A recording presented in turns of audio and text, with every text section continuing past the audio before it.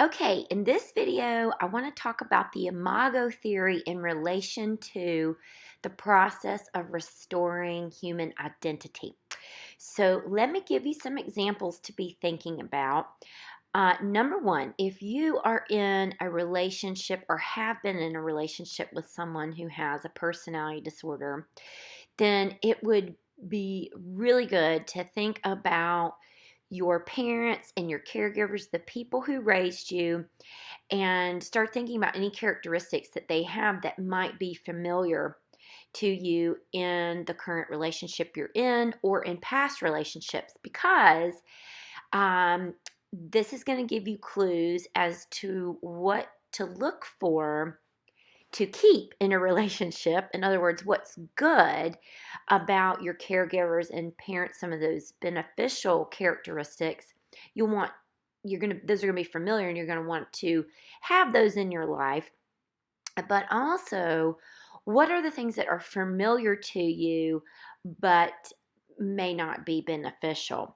So, your parents could have been wonderful people and have no personality disorders, and you could still be attracted to, say, a narcissist. And that would just mean potentially that one of your parents, if not both, scored higher on or in the control area of their temperament if they were to take it, right?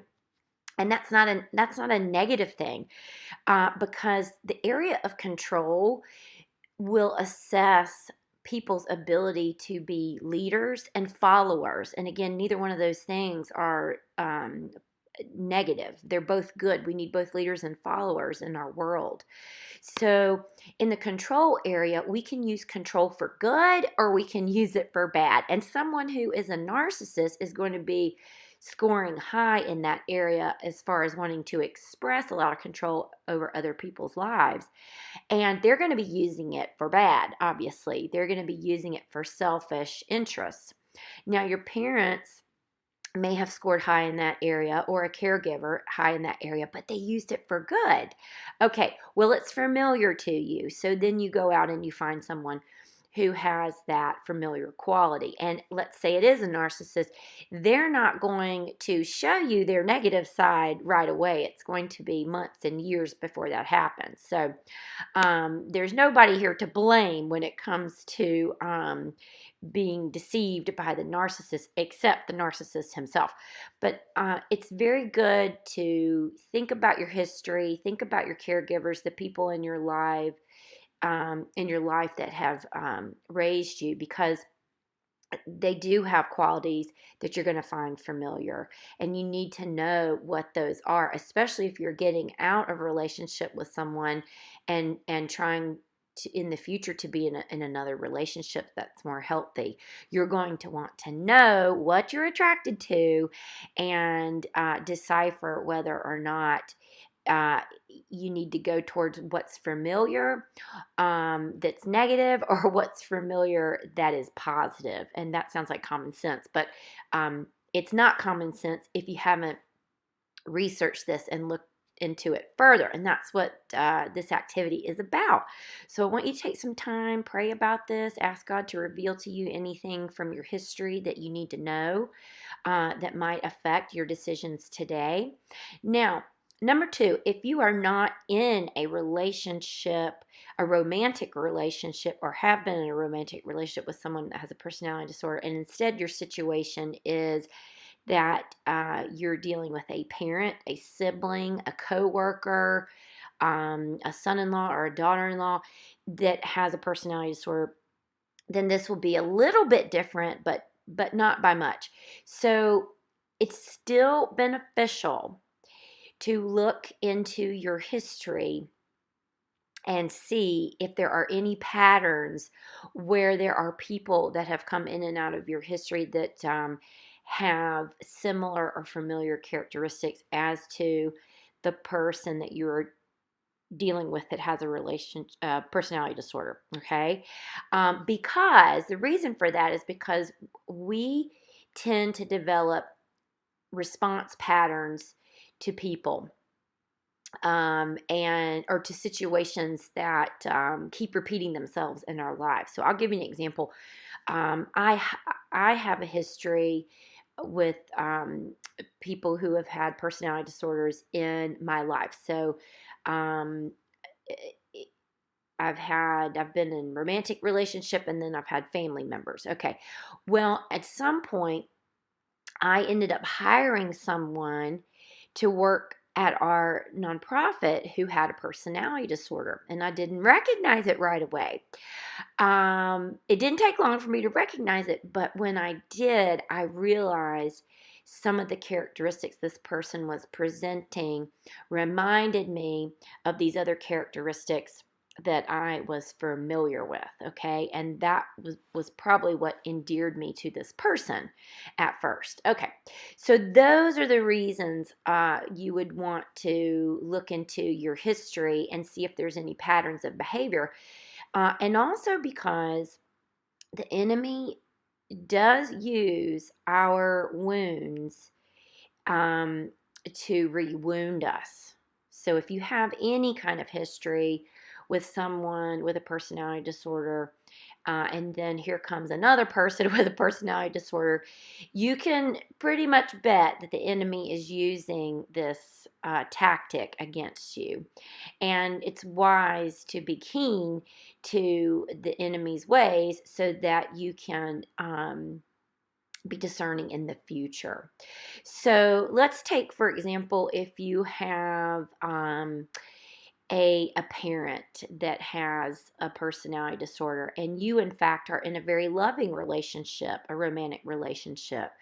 So it's not necessarily your romantic relationship that's the issue, it's the parent.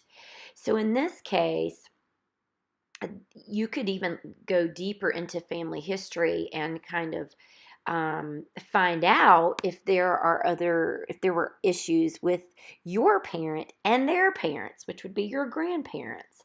And this would just be interesting information to have moving forward, okay? It's not something you want to belabor or get too caught up in, because we really don't want to focus on the negative. We just want to be as aware as we can with enough information, or armed with enough information, that we can have a toolbox ready to then engage the person who has the personality disorder. Because if you're still, with a parent or a sibling or someone that you work with, or even an in-law, sometimes you can't get rid of that person from your life.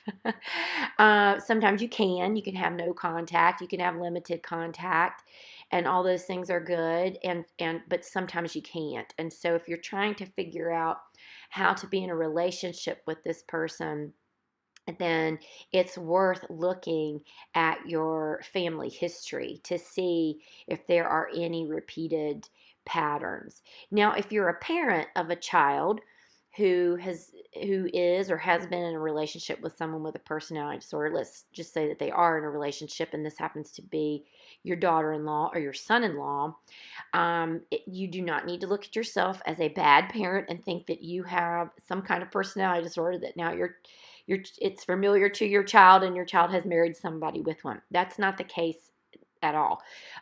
It could be, as I mentioned in my example, that you have certain characteristics on that spectrum that are familiar to your child, and then they went and sought that out, or they were attracted to that because it was familiar in their romantic partner, but it's taking on a different form in their romantic partner. In other words, it's probably taking on a more compulsive form, and obviously a negative form. But this would be good information to know, so know yourself well, because then you're going to know what it is that your child has been attracted to. And then you can, if you're going to be in relationship, obviously, with your child and potentially their spouse who has a personality disorder, you can use this to your advantage to be in relationship with them, have communication with them, and do it in such a way that you're able to set boundaries.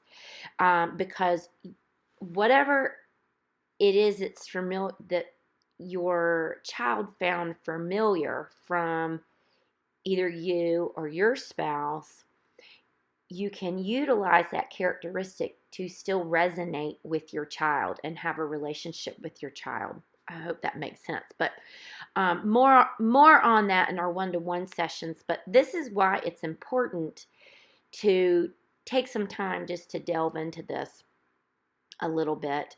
Again, don't belabor it. This really just needs to be something that you start today in your assignment. You start thinking about your history with your family, your own temperament, okay? And then you start asking God to reveal anything that you need to know. Now, part of today's assignment is going to be looking at where this might fit, whatever you find out, where this might fit in your in this sense of losing identity that we've all lost, but where this might fit. So if there's something going on with lack of affection that was something that you grew up with, and you ended up marrying someone who also provides a lack of affection, but yet you score really high on your temperament assessment of needing affection, then you can start to realize, I really actually need someone that's not familiar, that has this lack of affection. My temperament suggests that I need someone who's able to give affection, a great amount of affection. And this might not be familiar to me, but this is what I need, okay? So that's what I'd like for you to do. Look through your history. Think about your childhood, your parents, your current relationships. Start to go a little bit deeper into who you are, how your temperament lines up with your relationships, how you grew up, your current relationships. Start thinking about what you need and start seeing where that fits. Again, go a little bit deeper into this loss of identity. All right, I'll see you soon.